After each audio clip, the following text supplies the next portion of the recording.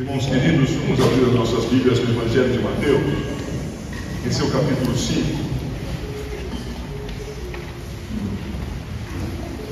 Vocês já sabem que a pregação no Evangelho de Mateus tem sido expositiva verso a verso. E chegou o tempo de nós trabalharmos os textos do verso 27 ao 37. Mateus 5, do 27 ao 37, que tem um paralelo adiante em Mateus 19, versos 1 a 9. O Senhor Jesus ensina sobre isso também nessa outra passagem. Mateus 5, de 27 a 37, peço que a igreja acompanhe a leitura. Ouvistes que foi dito, não adulterarás. Eu, porém, vos digo, qualquer que olhar para uma mulher com intenção impura no coração, já adulterou com ela. Se o teu olho direito te faz tropeçar, arranca-o e lança-o de ti, pois te convém que se perca um dos teus membros e não seja todo o teu corpo lançado no inferno. E se a tua mão direita te faz tropeçar, corta-a e lança-a de ti, pois te convém que se perca um dos teus membros e não vá todo o teu corpo para o inferno.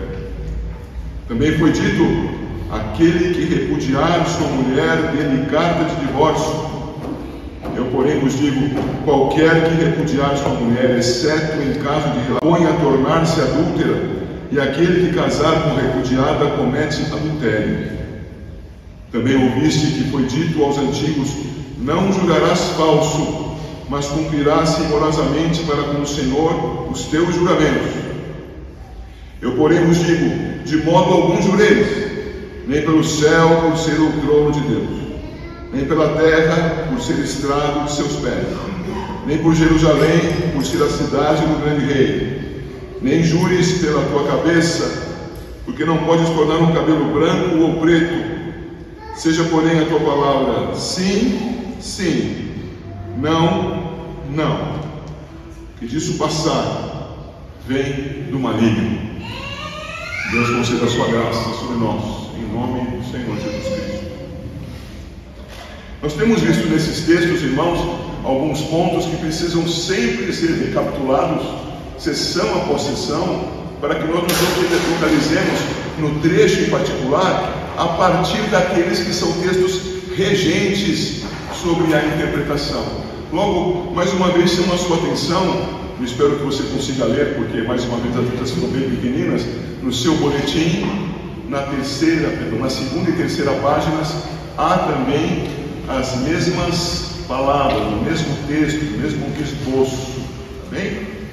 Pois bem, nós vimos com o início do capítulo 5 deste Evangelho que o Senhor nos dotou, a nós que perseveramos na sua palavra, conforme aprendemos no Evangelho de João, capítulo 8, versos 31 e 32, discípulo de Cristo é aquele que persevera, permanece na sua palavra. Então os discípulos de Cristo são dotados por Ele de algo que não lhes é próprio. O Senhor é que concede, e concede aquelas virtudes anormais que estudamos nos versos 3 a 12. A virtude anormal que leva a uma consequência, em alguns casos imediata, em outros futura, e essas consequências fazem com que estes, com as virtudes anormais, sejam bem-aventurados. Vimos também, a partir destas virtudes anormais, que nos diferenciam de todos os demais seres humanos, só a igreja, só o crente tem virtudes anormais, que há virtudes que são normais aos cristãos. Os cristãos são, não virão a ser, são sal da terra e luz do mundo. Eu e você o somos. Exercitemos aquilo que o Senhor nos fez ser, sal e luz. E nas nossas obras, desempenhando a nossa iluminação e a nossa salinidade, se é que eu posso dizer assim, que as nossas obras sejam instrumento de Deus para a sua própria glória, como ensina o verso 16. Então, Virtudes anormais ao lado de influência normal que devemos exercer.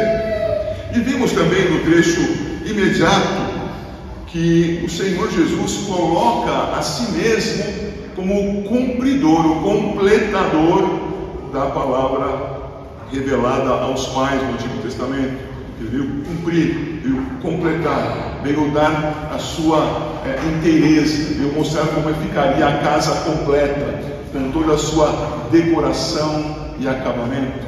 O Senhor Jesus veio fazê-lo e o fez nos ensinando que devemos observar a sua palavra e ensiná-la. Mas como somos discípulos por sua graça, ainda que nós o façamos com defeito, porque Ele é fiel, seremos preservados. Mas o nosso objetivo é ensinar e observar com precisão. É isso que queremos. Queremos cumprir a parte final do verso 19 do capítulo 5. Aquele, porém, que os observar e ensinar, esse será considerado grande no reino dos céus. O Senhor tenha misericórdia de nós e nos capacite a tanto.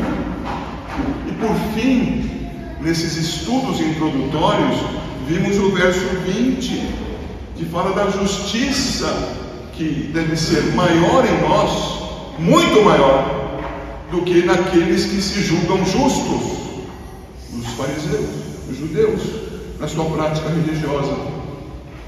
E aprendemos então já duas características dessa nossa justiça superior. No primeiro estudo que fizemos, vimos que essa justiça é basicamente a justiça de Cristo. Justificados, pois, mediante a fé, temos paz com Deus, por meio de Jesus Cristo, nosso Senhor. Romanos 5:1. Logo, a nossa justiça é maior que a justiça de qualquer incrédulo. Por quê? Porque não importa o que ele faça, nunca será justificado por suas obras.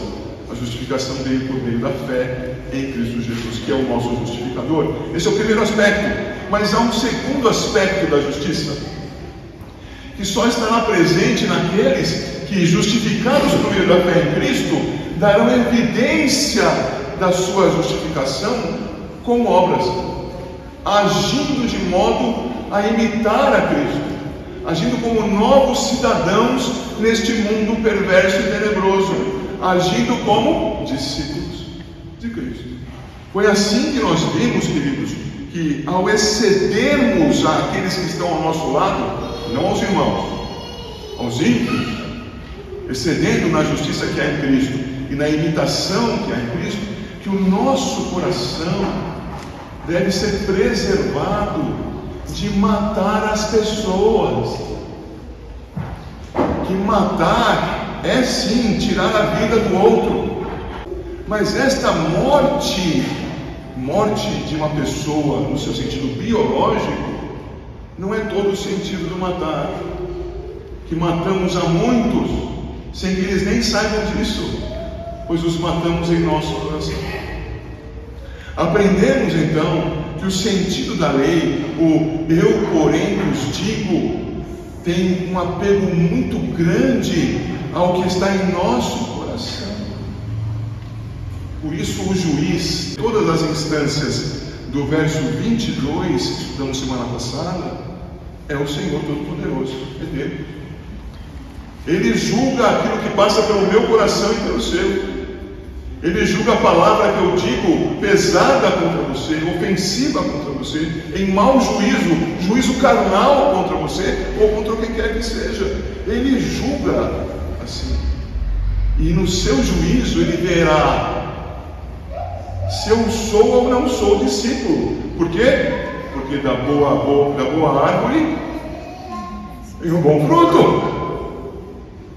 Da fonte de água doce vem a água doce. Não é isso que Tiago critica quando diz: como pode de uma fonte de água doce sair água amarga? O Senhor então nos mostra essas coisas, e todas elas, às quais me refiro agora, fazem menção ao que já estudamos, preparando-nos para o que vamos estudar. E o que vamos estudar hoje passa por 3 eu, porém, vos digo. E eu apresento aos irmãos uma interpretação que trata esses 3 eu, porém, vos digo, de modo vinculado um ao outro. A preservação no coração da união conjugal. A preservação no coração do domínio próprio. E a preservação diante das pessoas daquilo que eu disse que faria solenemente. Que os nossos atos sejam interpretados, todos eles, como atos solenes. Irmãos, a vida cristã é tremenda. E é importante que você se dê conta disso. Sem o Espírito de Deus, não faremos o que o honra. Então, enquanto prego a palavra, olha a Deus. Peça a graça de Deus por você, por seu cônjuge, sua pessoa que está ao seu lado no banco. Ó Deus, age em nós, para que nós, apesar de sermos quem somos, sejamos usados por Ti para o louvor da Tua glória, conscientemente obedecendo a Tua palavra. É assim, queridos, que nós chegamos ao adultério. Adultério. Verso 27 diz: ouvistes que foi dito, não adulterarás. Eu, na semana passada, os fiz lembrar de algo que certamente o Senhor já sabia. O Senhor Jesus não veio mudar a lei, Ele veio completá-la. Ele veio mostrar que as pessoas não haviam compreendido o seu sentido completo. Logo, Ele não muda a lei, Ele afirma a lei e nos dá entendimento sobre ela. O que diz a lei sobre adultério? Por favor, marque a página aí, Mateus capítulo 5. Vá comigo agora para Levítico 20, por favor.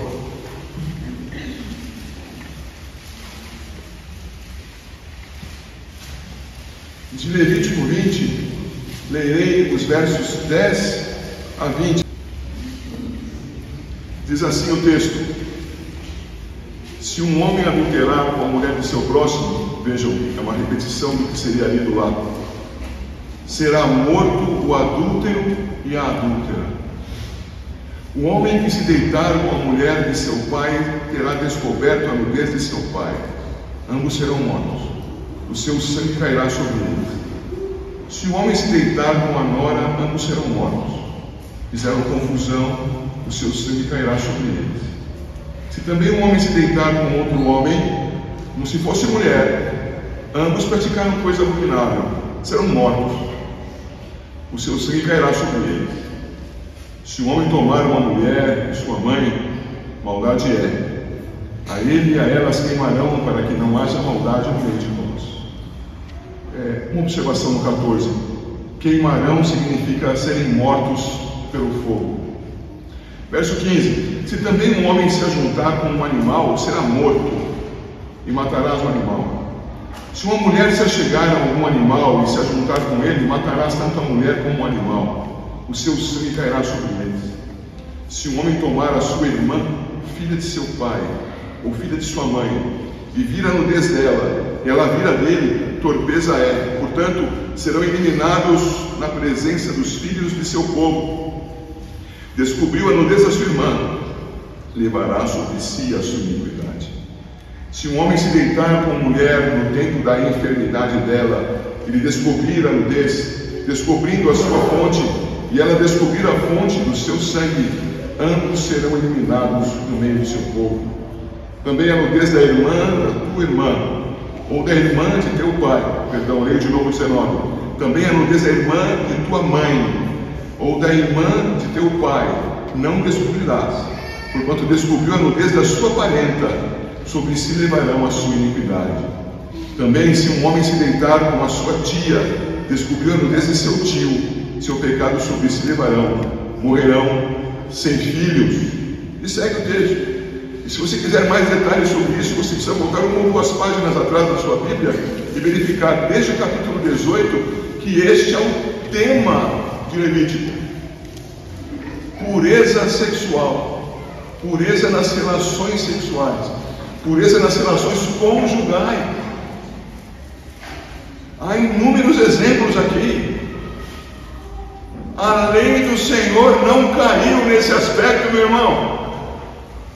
Está presente, é válida, e todos observaram, porque foi repetidamente anunciado. Cometeu esse pecado? Resultado, evidentemente feito o juízo. Morte. Morte, irmão. Quando eu retorno então para Mateus, no capítulo 5, ouvistes o que foi dito, não adulterarás. Ele está dizendo isso depois de ouvistes o que foi dito aos antigos, não matarás e quem matar estará sujeito ao julgamento. Ele diz isso de maneira coerente, porque lá no Pentateuco, quando no capítulo 20 de Êxodo é anunciado não matarás, o verbo hebraico tem sentido de assassinato. A pena de morte faz parte da legislação hebreia. Qual é a pena para o adultério? Sob juízo, porque não é assassinato, é morte. A pena da privação da vida, se você quiser usar um eufemismo, pena de morte. Assim vemos, queridos, que o Senhor Jesus não vai abolir a pena de morte. Ele vai agravar. E Ele o faz quando no verso 28 nos diz: eu, porém, vos digo, qualquer que olhar para uma mulher com intenção impura no coração, já adulterou com ela. O verso 10 de Levítico, que acabamos de ler no capítulo 20, dizia: aquele que adulterar será morto, o homem e a mulher. Olhou com intenção impura, já adulterou com ela. Juntemos as coisas. Qual é a pena devida a mim ou a você quando com intenção impura? Ninguém mais sabe disso, só eu e aquele que me vê. Cobiço a alguém quanto ao sexo. Qual é a pena? Os irmãos compreendem a seriedade do tema? É gravíssimo. Eu, porém, vos digo, Mateus capítulo 15, versos 18 e 19. Eu, porém, vos digo, o que sai da boca vem do coração, e é isso que contamina o homem, porque do coração procedem maus desígnios, homicídios, adultério, prostituição, furtos, falsos testemunhos, blasfêmias. Nos nossos dias, nós temos pessoas que são julgadas sem que provas sejam apresentadas dos seus atos criminosos. Isso acontece em todas as cortes. O direito de processar a outras pessoas é um direito aberto a todos os brasileiros. Todos podem processar e todos podem ser processados. O fato disso acontecer não implica em culpa, tampouco em condenação. Não é uma coisa diretamente relacionada à outra. Mas quando existe um processo, uma acusação, e não há provas, não pode haver condenação. Não pode haver. Diante de Deus, as coisas são mais severas. Eu sei que você ficou pensando aí que o pastor agora vai falar de política, vai falar de questões do ambiente que nós fizemos agora. Você faça aí as suas deduções. O que eu digo é que não pode haver condenação sem prova. Mas Deus precisa de provas?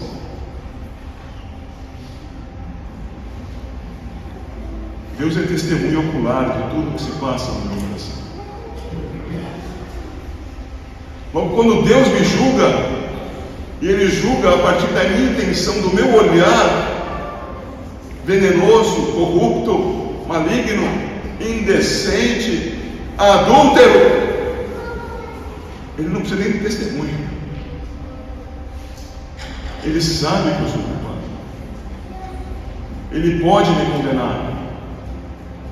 E a condenação é certa. A alma que pecar, esta morrerá. O Senhor conhece você, o seu coração. E conhecendo você no seu coração, Ele pode dizer: aquele que olhar para uma mulher com intenção impura no coração, já adulterou com ela. E eu completo dizendo: sem Cristo está condenado à morte eterna. Aleluia por Jesus Cristo. Aleluia pela redenção que há em Cristo Jesus. Que seria de mim, que seria de você? Mas o Senhor que nos diz isso, Ele usa versos 29 e 30 muito pesados para o controle dessas coisas. Gostaria que você visse comigo os versos 29 e 30. Se o teu olho direito te faz tropeçar, arranca-o e lança-o de ti. Para um pouquinho comigo, veja aqui. Eu olhei com intenção impura para alguém. Qual foi o instrumento que eu utilizei para manifestar a minha impureza? Os meus olhos. O que o Senhor está dizendo aqui? Vocês acham mesmo que isso é literal?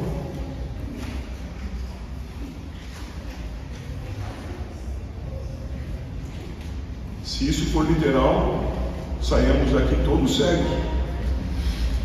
Olhos extraídos, o último a extrair seus olhos não precisa nem apagar a luz para ir embora. Isto, irmãos, é um ensino a respeito de algo maior. Eu vou completar a leitura e iremos para Gálatas. Ainda no 29, pois te convém que se perca um dos teus membros e não seja todo o teu corpo lançado no inferno. E se a tua mão direita te faz tropeçar, corta-a e lança-a de ti. Pois te convém que se perca um dos teus membros e não vá todo o teu corpo para o inferno. Então a salvação seria por mutilação. Alguém quer me mutilar? Eu quero ser salvo. Por favor, venha me cortar. Não é isso? Não. O que é? Os discípulos de Cristo, aqueles que creem que são indignos da vida, que têm consciência dos seus pecados e da sua maldade, os discípulos de Cristo, aqueles que creem em Cristo para a sua justificação, porque na justiça dele está a sua paz com Deus. Estes vão para Gálatas capítulo 5, comigo você ir até lá, e verificam que há algo tremendo que o Senhor mesmo produz em nós e que nós devemos, caminhando com Ele, produzir, expor, manifestar a obra do Espírito por meio das nossas mãos. A obra do Espírito no profundo do nosso coração. Gálatas 5. O fruto do Espírito é amor, alegria, paz, longanimidade, benignidade, bondade, fidelidade, mansidão e arrancar os próprios olhos e amputar-se das mãos e dos pés. O que é o próximo? Domínio próprio.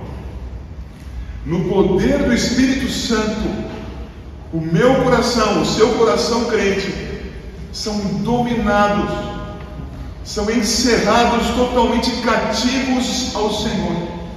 A vida é posta diante dele para que, sob o seu poder, deixe de expressar aquilo que é comum ao mundo, mas é virtuosamente incomum, porque pertence somente à igreja.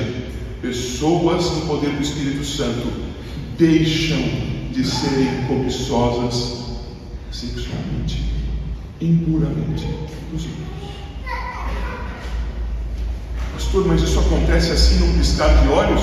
Para alguns será num piscar de olhos, para outros será a luta de uma vida inteira, mas para ambos será fruto do Espírito Santo, a ação do Senhor em nós, transformando as nossas intenções desde o nosso coração. Domínio próprio. É com o domínio próprio que os meus olhos serão guardados de ver o que é impuro. É com o domínio próprio que as minhas mãos serão guardadas de colocarem-se naquilo que ofende a Deus. É pelo poder do Senhor que nós seremos, por assim dizer, amputados, mutilados, pois guardados da corrupção.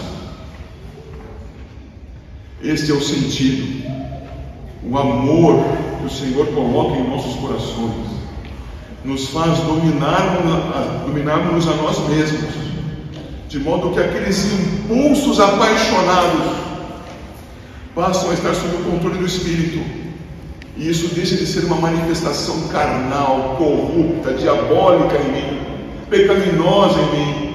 Por quê? Porque afastando-me do pecado pelo poder do Espírito, agora venço aquilo que é escravizante, uma paixão arrebatadora, descontrolada, pecaminosa. Amo a Deus.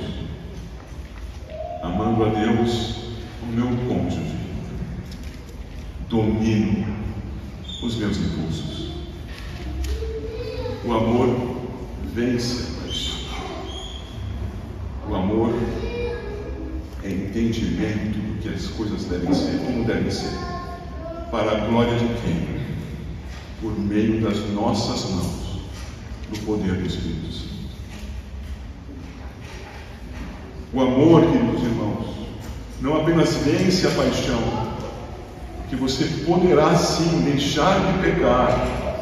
Trabalhe nisso, busque a Deus, anda na presença do Senhor e ser perfeito. Caminha com o Senhor. O Senhor vai controlar as tuas vontades pecaminosas. Você vai andar cada dia mais em pureza. E se cair, volte-se ao Senhor, que tem perdão, e te levanta e prossegue na tua santificação. É no Senhor que está a resposta para o teu problema de adultério, aí no seu coração. Mas eu prossigo vendo que o amor que Deus colocou em nós, fruto do Espírito, esse amor preserva a união. Veja os versos 31 e 32. Também foi dito: aquele que repudiar sua mulher, dê-lhe carta de divórcio. Eu, porém, vos digo: qualquer que repudiar sua mulher, exceto em caso de relações sexuais ilícitas, a expõe a tornar-se adúltera. E aquele que casar com a repudiada comete adultério. Amados, o verso 31 é a lei. É a lei. Chegou lá um grupo de judeus dizendo: nossas esposas, elas compareceram diante de nós impuras. O que devemos fazer? Apresentar as provas da impureza. Apresentaram as provas da impureza. O que fazer? Pode dar carta de divórcio.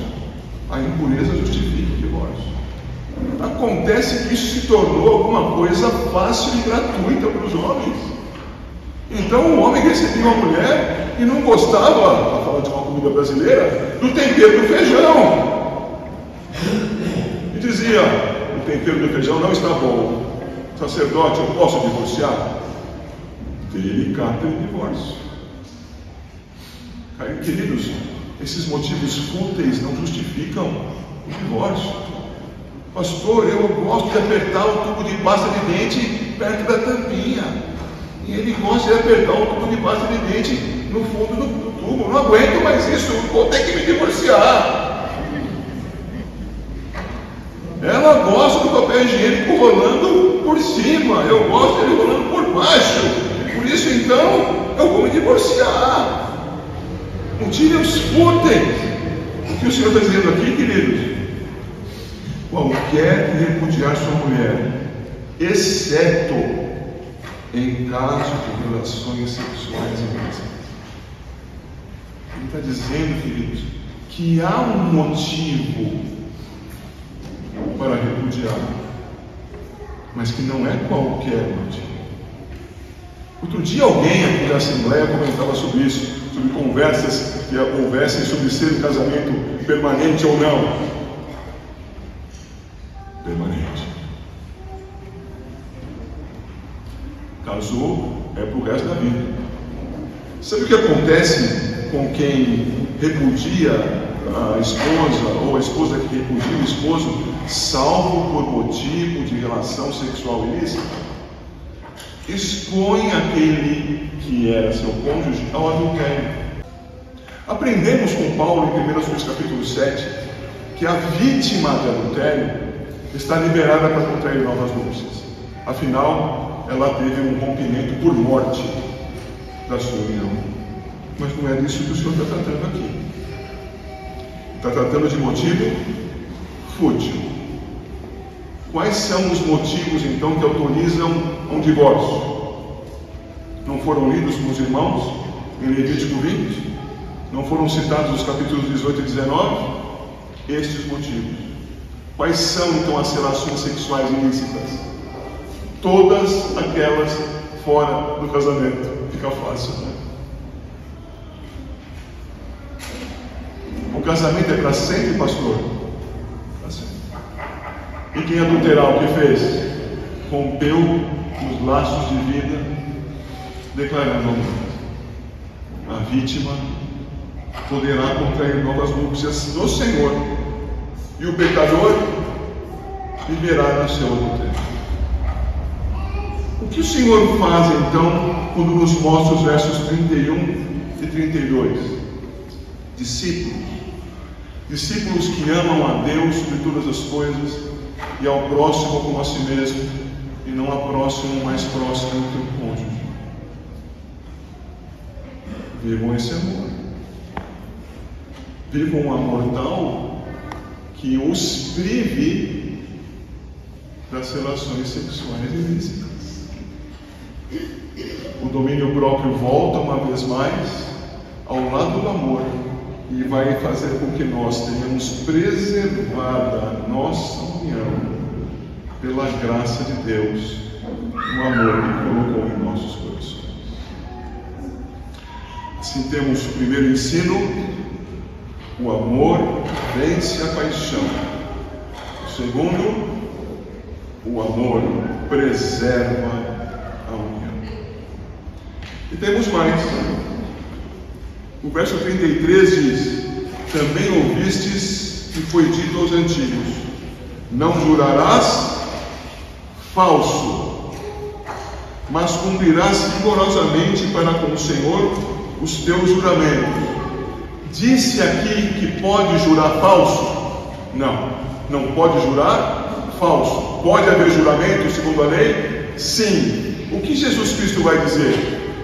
Qualquer palavra dita de maneira fútil é juramento falso. Por isso, não jurarás pelo céu, não jurarás por Jerusalém, não jurarás pela terra, não jurarás pela tua cabeça, não jurarás de modo fútil. Meu querido, quando você professou a sua fé, você jurou. Eu juro diante da igreja, diante de Deus que aqui me assiste, que eu sou um crente em Jesus Cristo, a minha palavra é solene. Vem o noivo, vem a noiva, e dizem diante de Deus, um para os outros, com testemunhas humanas: serei fiel, guardarei a sua vida, me dedicarei a fazê-la, e ela diria a fazê-lo, feliz do Senhor. Eis-me aqui a tua amada, eis-me aqui o teu amado. O que é isso senão um juramento? Não é todo o juramento que o Senhor está condenando nos versos 34 a 36. São juramentos fúteis, juramentos vãos. E por isso ele conclui esse ensino com o verso 37, que eu preciso que você olhe firmemente para ele. Seja, porém, a tua palavra sim, sim, e não, não. Por quê? O que quer dizer isso? Quer dizer que toda palavra que saia da tua boca, que esta palavra reflita o que está no teu coração, a verdade. E esta palavra seja compreendida diante da solenidade da presença de Deus. O que você pensa ou faz fora da presença de Deus? Me dê exemplo. O que cabe é o silêncio, porque não há exemplos que possam ser dados. Tudo fazemos diante dele. Logo, o que é solene na nossa vida? É aquilo que fazemos quando temos testemunhas e dizemos: agora então a coisa ficou séria? Mas a testemunha solene está sempre presente. Deus está sempre presente. Todos os meus pensamentos, todas as minhas palavras são diante dele. Logo, Jesus nos diz: não sejam apenas as palavras que saem da tua boca solenes, seja você inteiro. Quando o Senhor nos diz isso, Ele nos traz uma solenidade. Coram Deo. Coram Deo é uma expressão latina que quer dizer na presença de Deus. Sempre na presença de Deus. Essas referências que estão aí lançadas, que estão também no seu boletim, até a primeira epístola de Paulo aos Tessalonicenses 5:27, são referências que mostram Paulo solenemente dizendo sim, sim, não, não. E ele o faz chamando a Deus por testemunha. Tenho a Deus por testemunha do que estou falando. Por que ele podia fazer isso? Ele sabia que tudo que ele estava fazendo tinha uma testemunha solene, o próprio Deus. Tome esta consciência. Isto vale para o seu casamento. Aquilo que você faz lá sozinho, escondido, ninguém está vendo. Deus está vendo. É solene, apesar de ser horroroso, pecaminoso, nojento, lixo. Mas Ele está vendo. É vão, é falso juramento. Você disse que seria fiel e não está sendo. Seja fiel. O amor faz com que a paixão seja vencida pelo domínio próprio, fruto do Espírito. O amor preserva a união.